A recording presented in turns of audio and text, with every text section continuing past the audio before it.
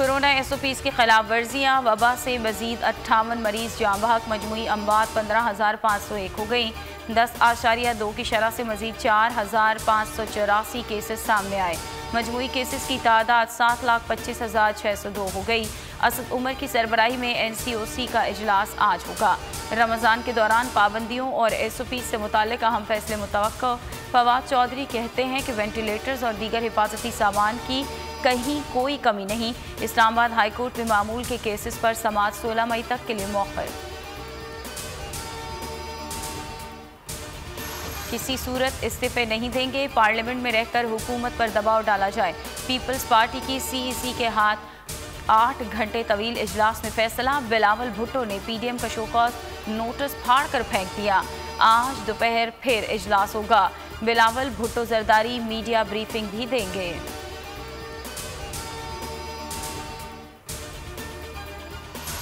नून league का बड़ा U turn, इस्तीफों के मामले पर पीछे हटने लगी। जराये के मुताबिक पीपल्स पार्टी के 2 टोक मौक़िफ़ के बाद नून लीग का अलग से इस्तीफे न देने का फैसला।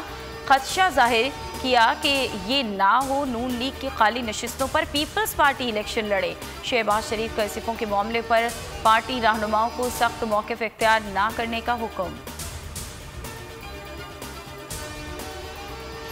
रियासत मुखालिफ तकरीर, सेशन अदालत ने पुलिस को 14 अप्रैल तक जावेद लतीफ़ की गिरफ्तारी से रोक दिया। अबूरी जमानत में 14 अप्रैल तक तौसी अदालत का लीगी MNA के वकला को पेश होने का आखिरी मौका।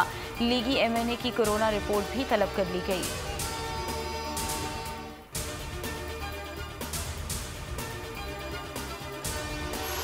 सऊदी अरब में पहला रोज़ा कल होगा। मस्जिदुल हराम, मस्जिद नबवी और दीगर मसाजिद में आज तरावी बाजमात अदा की जाएगी। 10 रकात तक महदूद होगी। इज्तिमाई इफ्तार और एतकाफ का इह्तिमाम नहीं होगा। पाकिस्तान में रमज़ान का चांद देखने के लिए रोयते हिलाल कमेटी का इजलास कल पेशावर में तलब। अल्लामा ताहिर अशरफी कहते हैं कि मुल्क में एक ही रोज़ रोज़ा और ईद होगी। रमज़ान में इबादत कोरोना SOPs के तहत की जाएंगी।